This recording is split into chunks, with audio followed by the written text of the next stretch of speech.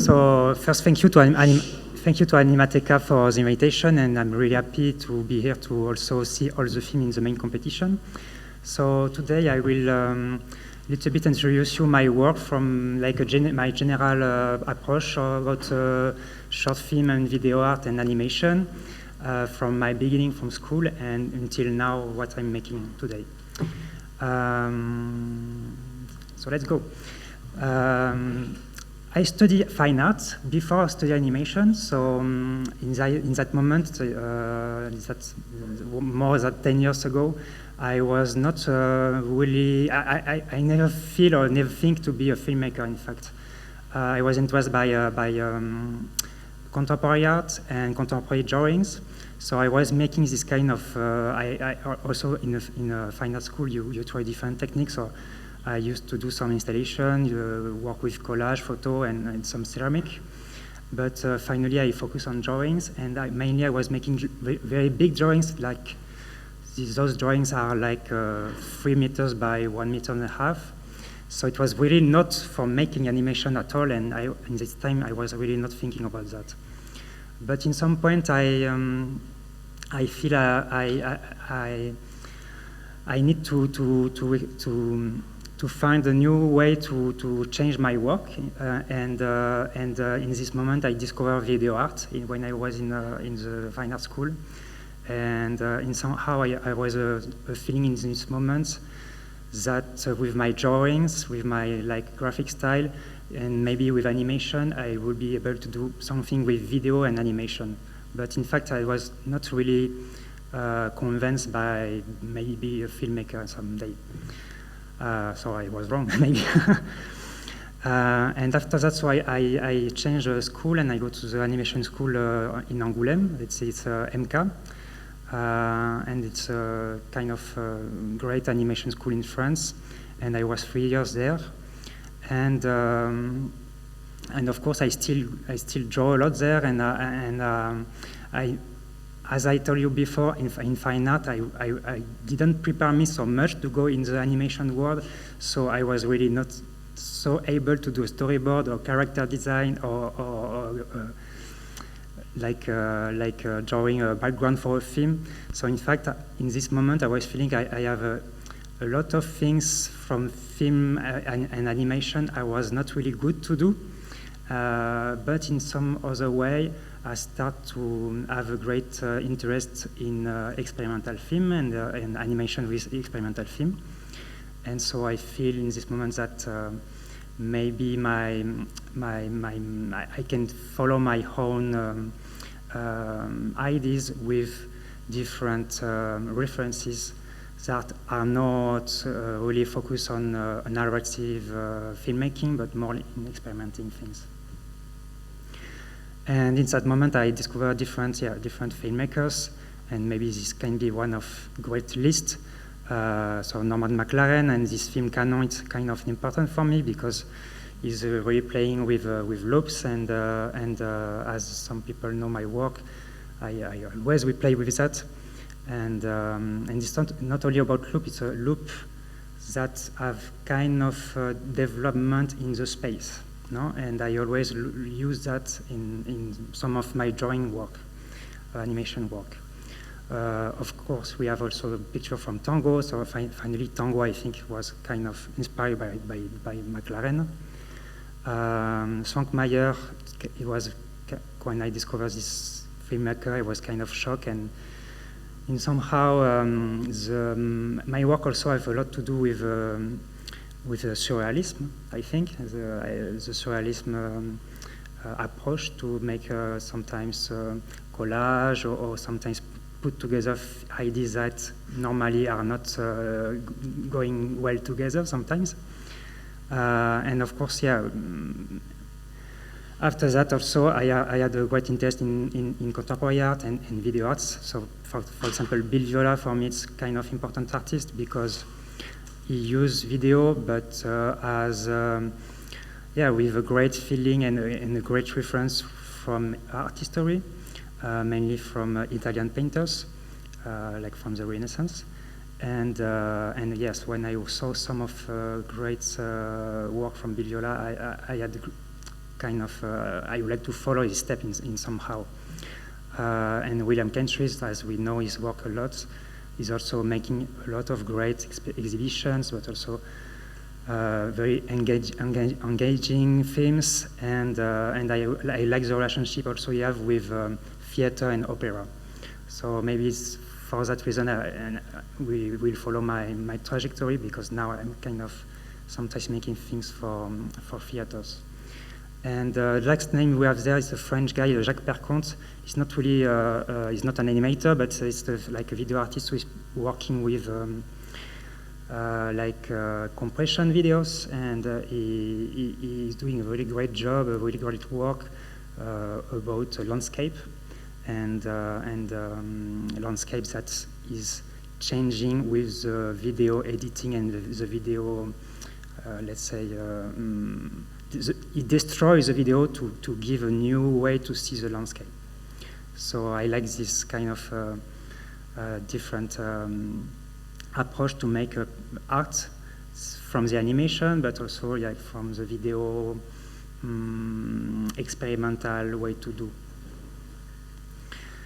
So yeah, when I was in Angoulêmu, as I say, I was not so inside the narrative perspective. So in fact, I was not sure if I would be a filmmaker, but maybe a video artist with animation.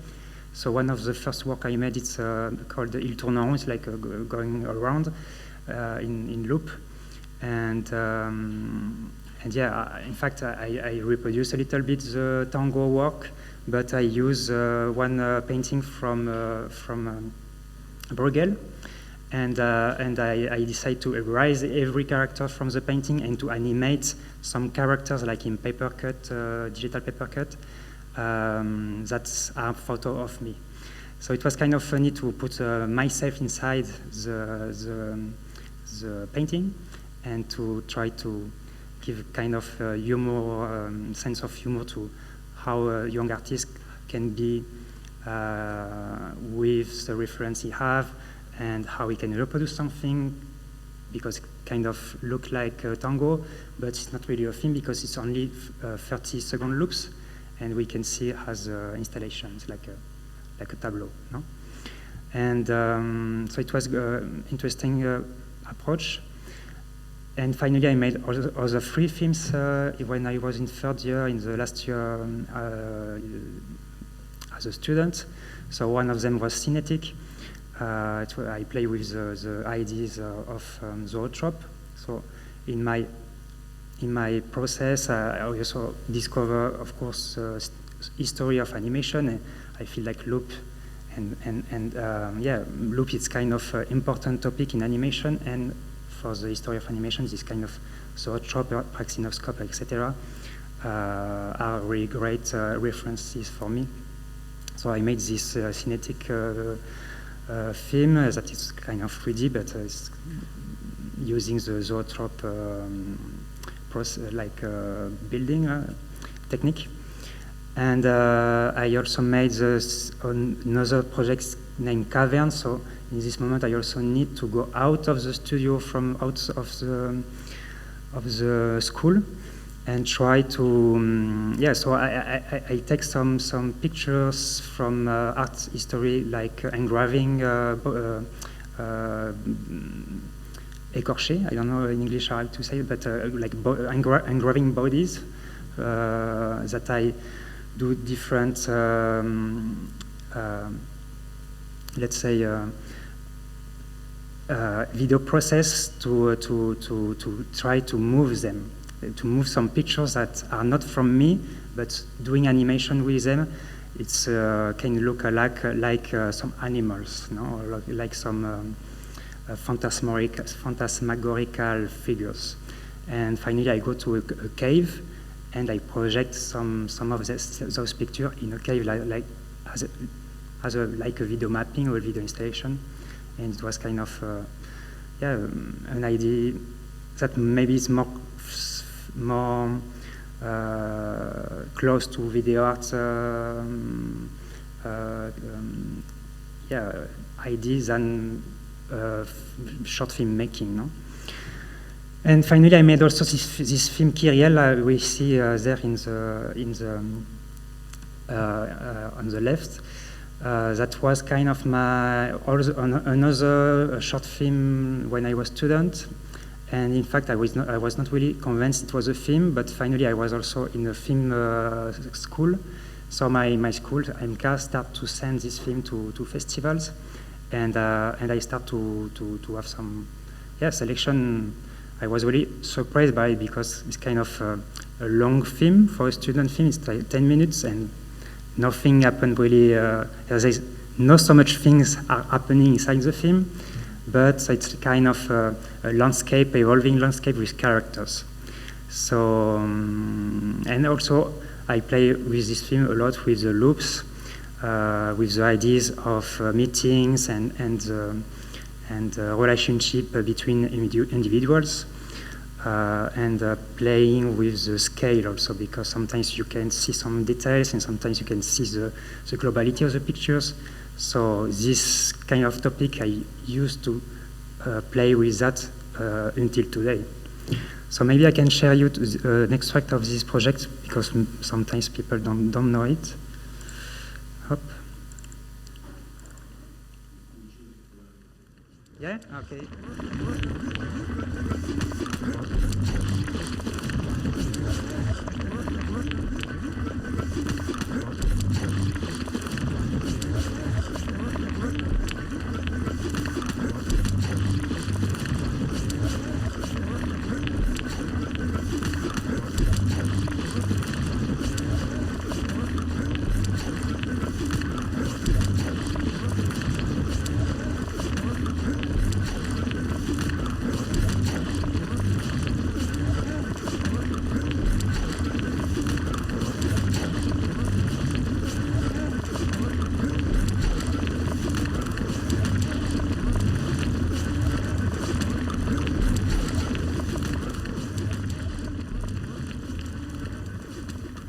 So in fact, it was kind of a very simple idea. I didn't write any word about that. I didn't do any storyboard, and I didn't plan anything.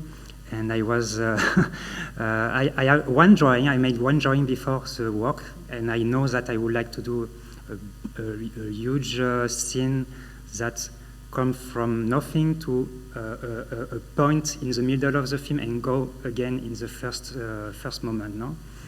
It was kind of a palindromic way to do a film. And I was not sure it was a film because finally I also share this work on exhibition, and it also works well in galleries because it's in loop and everything. You can go inside the film in the middle if you want. For me, it can be the same. But I had a chance to have an award, for example, in Annecy Festival, a special award. And I start to have a great festival tour in animation awards. So it's this project start to help me to coming inside the animation world, and also to start to meet professional like my producer in Sacrebleu. I met him in Annecy in this moment, and finally we still working together now. But in between, I also made, as I was always interested by video art and installation, before making short films, I also, after my school, go to a residency in Madrid. So I go to this residency called Casa de Velázquez. It's a French institution. And I was there during 1 year in Spain, in Madrid. And my project was to work around the paintings I have in the Museum of Prado, and mostly with two big references for me, like Jerome Bosch and Bruegel. And these two paintings, Garden of Earthly Delight and The Triumph of Death, for me it was kind of big art, great artwork that it's not. I can't explain why I really I'm really impressed and why I choose to work on that maybe all my life, you know. But But finally, from the first work I made in animation, I started to work with these references.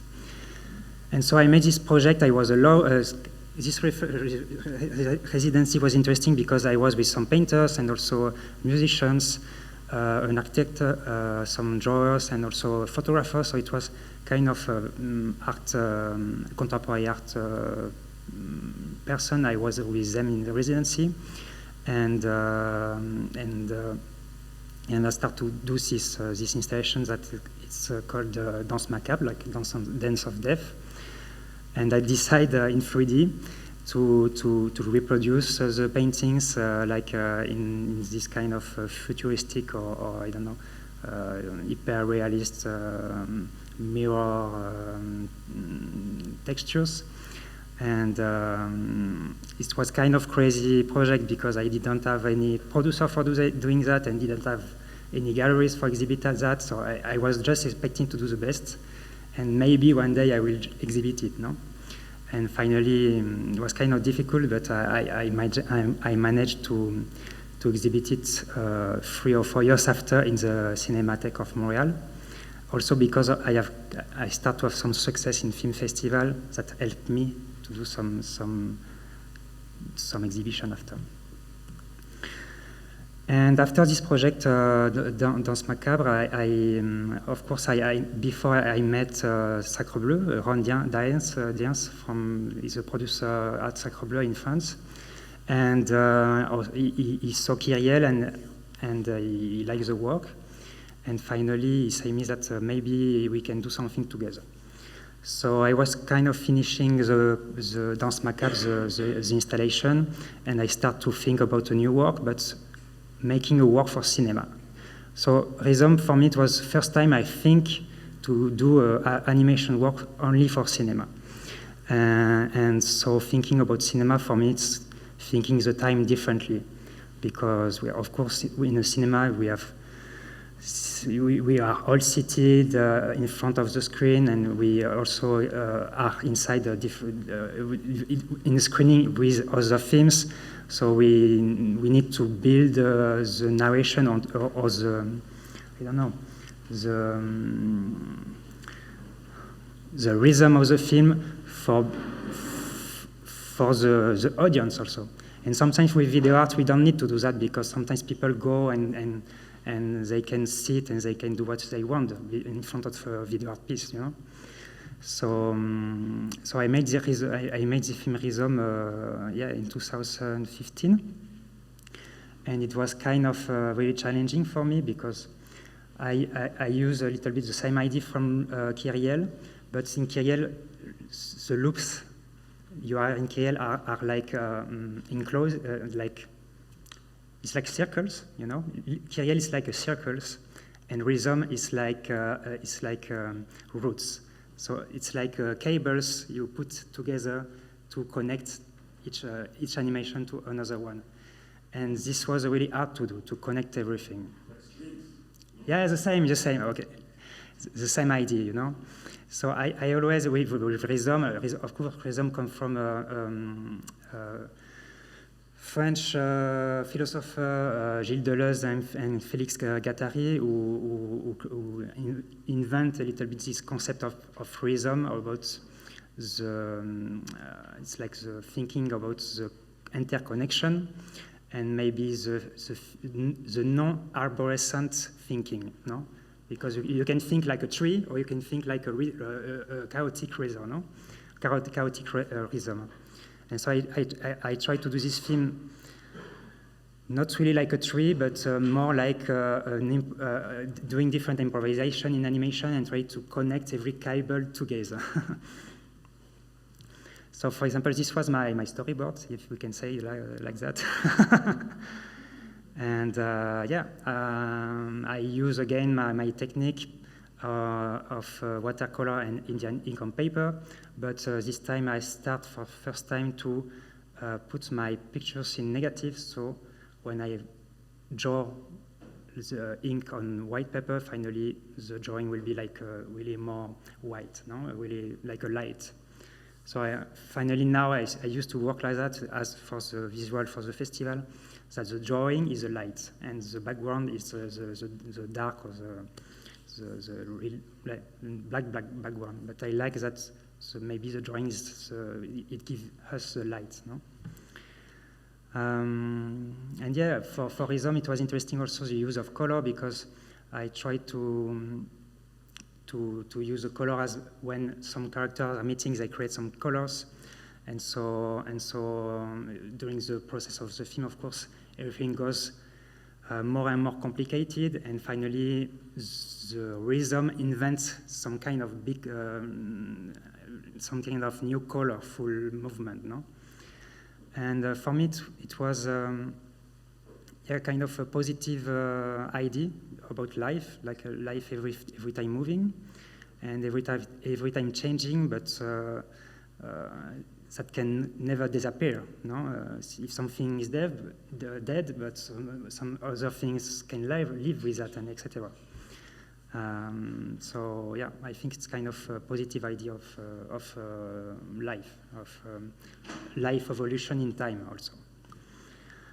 So we were also, I do this project in art residency in Stickley in France, and it was also challenging for me because it was the first time I work with a little team, and I have to teach them how to animate, but also I have to trust them.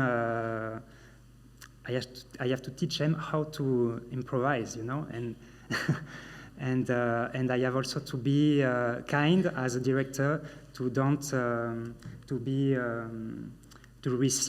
well receive the animations they made, because there is somehow when you are experimenting, you need to trust on the process and don't be so afraid to that details were not in my idea and etc. So it was my idea was that okay, we can improvising in the animation. I can control some part of it. Somehow I was controlling the beginning of the animation and the end, but in between I was not controlling what will made the animator. I was controlling the space also. I was also always saying, okay, to the animator, I was saying, you have this area to animate. Don't go there, because there is other characters there, no? And I can compose my picture like that. Yeah. So does that mean that you have many those kind of complicated drawings made by you or collaborators? Yeah. The drawing you see there is like, and as you see, there is a big scale drawings. We are drawing like really small figures inside it, because in the film you have like the camera movement go back and back, and at some point I need the definition of characters, but also the scale of the I don't know, the cinema screen. And when you see the film, you can see it's a film about scale. In the first part you are in the small, and in the last part you are in the biggest, like in the sky or what you want. So yeah, we do everything by hand and by watercolor and Indian ink, and yeah, it was kind of crazy. Maybe I can show an extract if you want. Yeah, if you don't.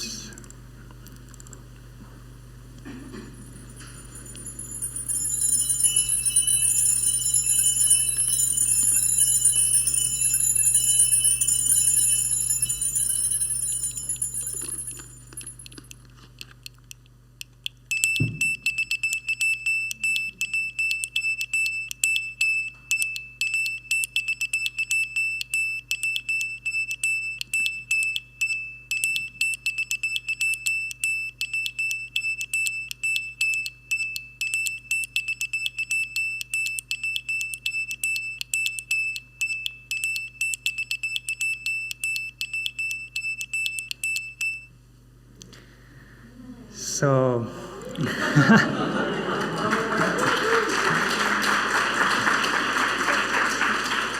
so you only have to imagine that I connect everything together, and more it was complex, more and more I need to think about how to do it, you know.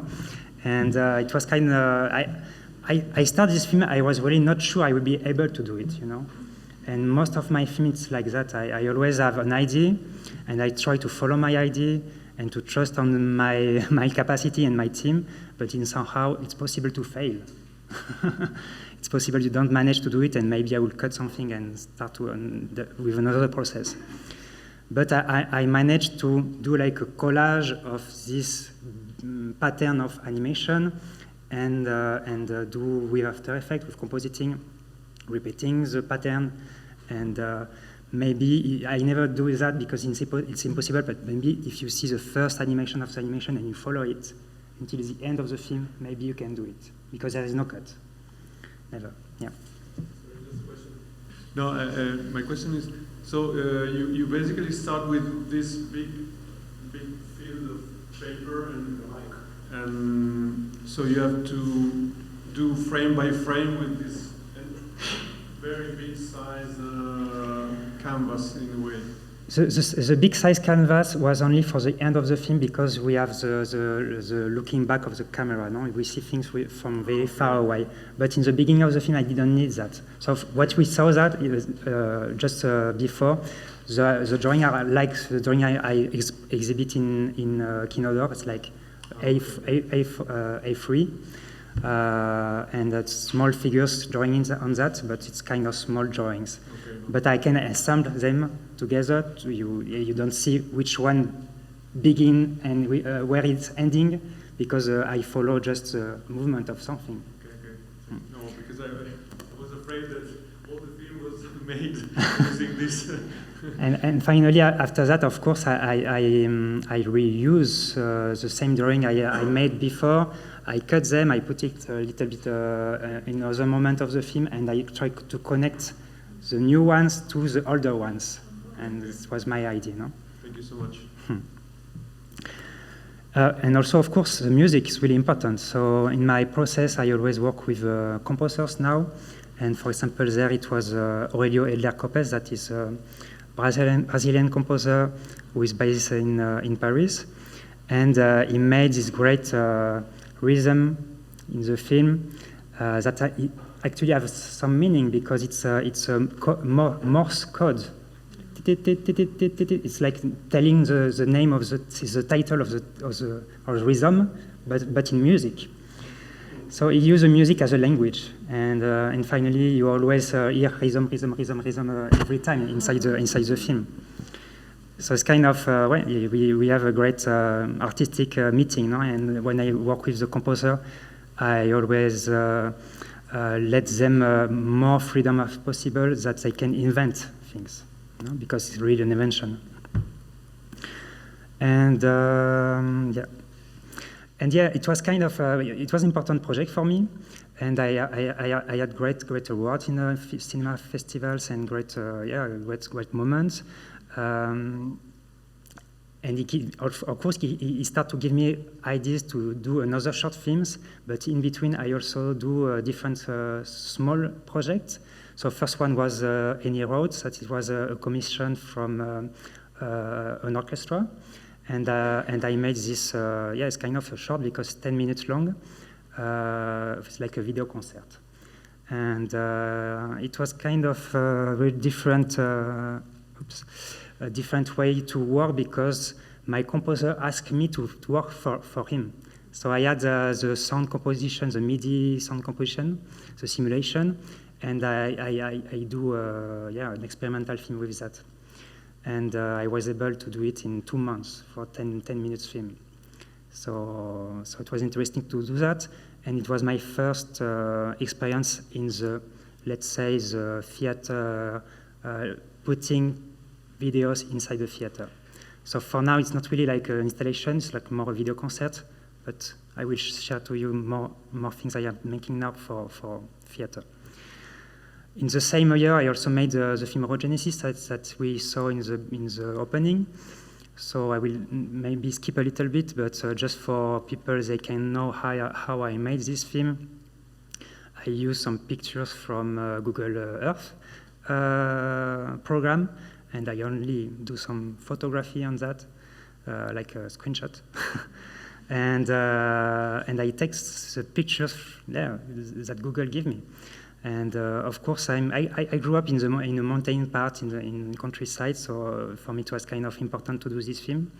Also, I use in the first part of the film there is some song that's really related to my region, and my idea was to create a work about the mountains, like a tribute, but also about what is digital pictures, because I take the pictures from Google that's shooting from a satellite, and finally I try to do something poetic with really, let's say there is no author with these pictures. Nobody does that. It's only like a technical kind of technique pictures. And so I use a process with patterns and metamorphosis to try to change the landscape and the dynamic of the pictures we have in the screen. And it was also interesting to experiment, because most of the movement we see in the mountain are not really controlled by myself. It's only the computer is making it, and I only control a little bit. I control quite well the rhythm of the film, so the scale, the coming back, coming in front of the mountain or not. Zooming, thank you. Zooming in and out, and but the small movement there is inside is kind of the computer is improvising itself, you know. And I give some commands to the computer, to the process I give him to give to the computer to do this metamorphosis. No. Yeah, some year after, I have also a commission from. It was great because with Rhythm and also with La Chute, I had great connection with Japan, and I have some great award and some exhibition in Japan that give me opportunity to do a commission work in Hokkaido, in Sapporo. And I made this little series of 4 films, like they are 2 minutes long every films. And I work on the, I was invited by the city of Sapporo, like a commission, to work on the Ainu patterns, the Ainu community. If you don't know who they are indigenous people in the north of Japan, and in the history they was also in some part of actual Russia. And I go there to residency and to meet some artists, Ainu artists, and they explain me the story of the people, and also let's say the mythologies I have and the ideas I have with the nature and the relationships I have with the world. So I made this. I can share to you one of them. It's quite a really short one. Runpe.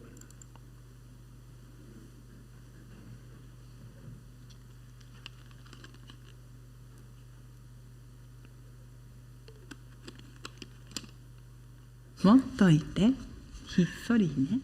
もっけうけもっけうけもっけうけそいけそいけもっけうけそいけそいけそいけもっけうけそいけそいけそいけやんな本当へしっそろうたら本当へかいさしろ本当へかいまぎり本当へころはパパン本当へみさへた本当へもんべやんな本当へかいまぎり本当へかいさしろ本当へころはパパン本当へみさへた本当へもんべやんな本当へかいまぎり本当へかいさしろ本当へころはパパン本当へみさへた本当へもんべやんな本当へかいまぎり本当へかいさしろ本当へ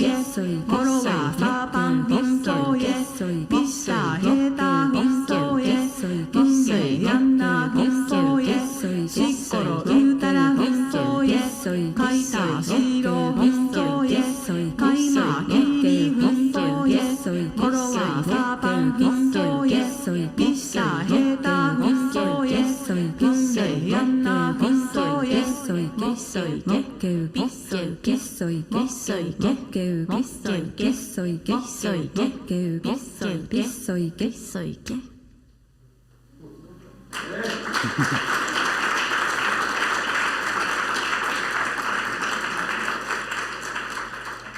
So in fact, it's kind of rhythm the same, no? But it was interesting to me to change also the scale of the film, because I used to do long films, and this one, as you see, it's really short, and also like react to another culture and try to do something who have sense for me and sense for them, no? And I try to do that, and I feel the work was good, and now it's a work since 2 years. It's exhibited in the metro in Sapporo, so it's a permanent exhibition in Sapporo, and people can see that and know a little bit more about what is Ainu people, because in Japan it's a real topic. What we can do for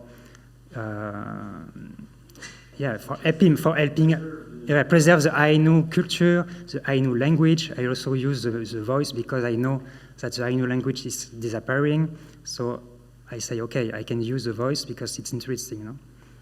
And let's keep it for the future, no?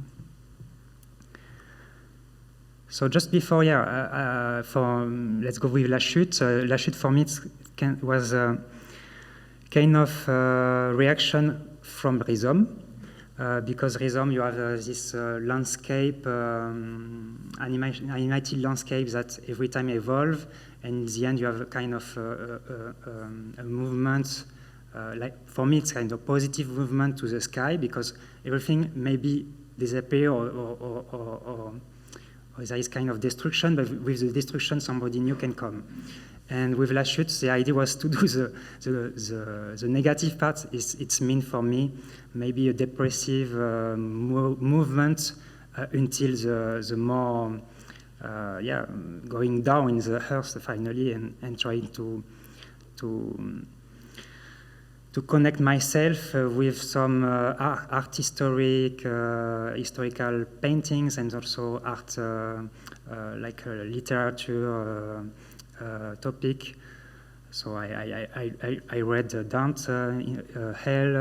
I read different stories about Hell, and also about Angel and the falling of Angel. I was interested by that idea, this idea. And so the process was kind of similar than rhythm. But I didn't try, in rhythm I do this process to connect everything together. In this one it was not the same, it was more like trying to do, let's say, animated illustration. So I try to do a lot of pictures that I inspire myself by different artists, and after that I try to find how the movement can create with a still image, no? Or with a fixed image. And so we used some of, most of you saw the exhibition, so we made the drawing by hand, and it's ink and watercolor. And I used to go to compose them on Photoshop and After Effects to change the background is coming dark and the paintings going like more lightly. But I keep the color always the same, because I prefer when I draw red, I want to see red in the screen after, no? And inspiration comes from different artists, Bosch, Bruegel, Botticelli, let's say Henri Darger, and many others. When I start to work, I always collect a lot of pictures that are not from me, and I try to, maybe it's my way to do somehow something like surrealism, because I take different things that are coming from different like from art history, but also sometimes scientific pictures, etc.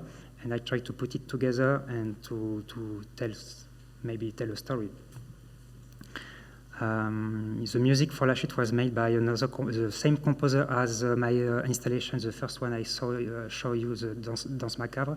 So it's Daniele Ghisi, and it's an important person for me because we are working since 10 years now, and we're still working together now. So good, also good collaboration with Daniele, and yeah, he used different existing music also. So we didn't have any musician for make the music of La Chute, for example. We only maybe take the work of many other composers now to do a new one. And now maybe I will finish to talk with some exhibitions, because since La Chute and since also the series of the Ainu films, I'm not really inside the cinema or the short film making. I have chance to to go a little bit inside the arts world. And for example, last year I had a big exhibition in Aix-en-Provence, and I can share a lot of my work, like animation and also drawings and also installation. And for me, it's kind of important now, an important part of my creative process and also my what I want to do. Maybe I am following a little bit like William Kentridge. That's kind of one of my favorite artists. And yeah, exhibition, why? Because in some point I was really happy to be in film festivals and to share my films in animation festival. But in some point I need to go out a little bit of it, and also to find a new public, because sometimes because I was feeling that the animation and the video need to go in another field, and also encounter another public that is not really like fan of animation, you know. And I like this idea to, okay, I am an animation filmmaker, maybe an animation video artist, but let's try to show this work to people that are not really interested by animation, maybe. And let's show them that it's interesting, actually. So I made this installation, it's named Monad. And I made this work just before the COVID pandemic. And finally, it's not really, I don't know if it's animation, it's more something about video art, because I use a lot of found footage work that I edit and try to do a work about memory. So there is three inside the room. I exhibit this in a Cinémathèque in Montreal this summer. So there is kind of three different screen inside the room. So the first one is a square. It's like the more abstract one. And there is like a big one in the middle of the room. It's a transparent screen that you can see the other screen in the other side, but if you go in the other side, you also can see the square one. And so I also playing with the place of the viewer inside the room. No?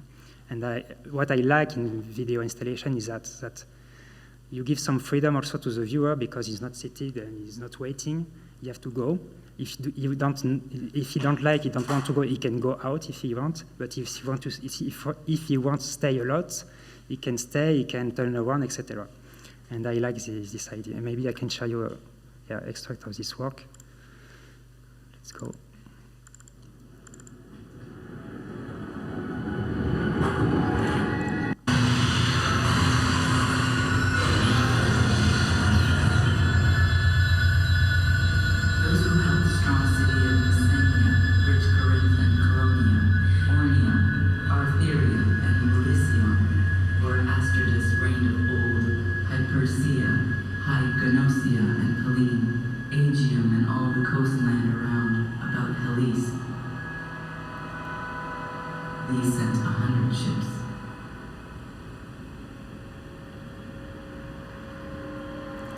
So yes, there is kind of somehow the square screen can be similar to the work I made like Orogenesis with the mountains.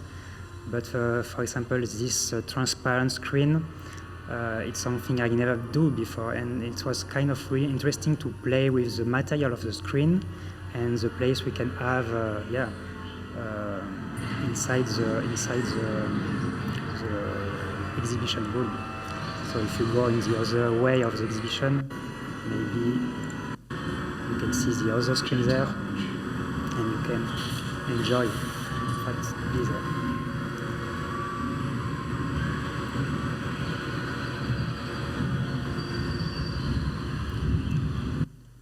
So this was a great experience of exhibition.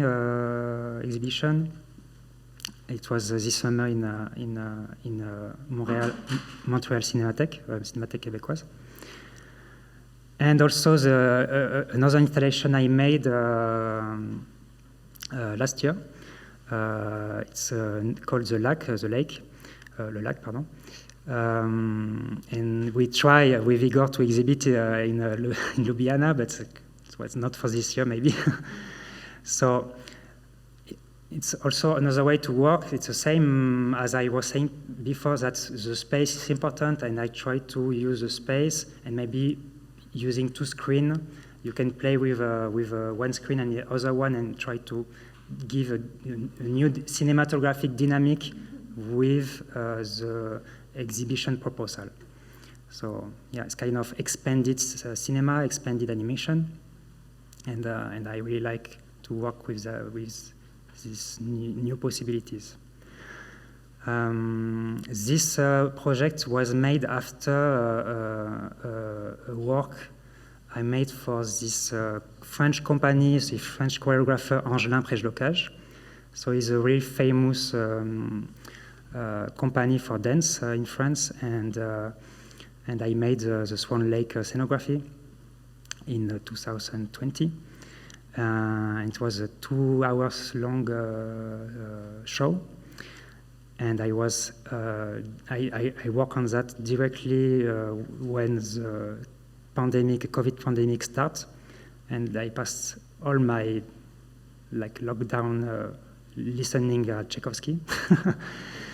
And I managed, it was so hard to do, but I managed to do more than 1 hour and a half of animation pictures, because also it's more about backgrounds and landscape, animated landscape, but of course related to the dance. So also related to the let's say the light. When you work in a theater, you have to play with with a lot of other things than cinematography. You have to play with you have to be careful with the dance, maybe the narration the choreographer wants to give, but also the light and the setup. For example, this one was kind of a triptych in top of the dancers, but I also project things on transparent screens that you can see the dancer in the back of the animation. Sometimes we project something in the back, like a classical background. So it was really interesting to do, but really also we had it was a big project. And yeah, I also made a video mapping last year. This year we also made another video mapping for a festival in Lille. So it kind of interests me a little bit. But what interests me more now, I have a project in VR. So I have this project Mono no Aware that it's come from Japanese culture philosophy, and I'm really interested by VR because of the real time and because you have also the body of the person inside the work.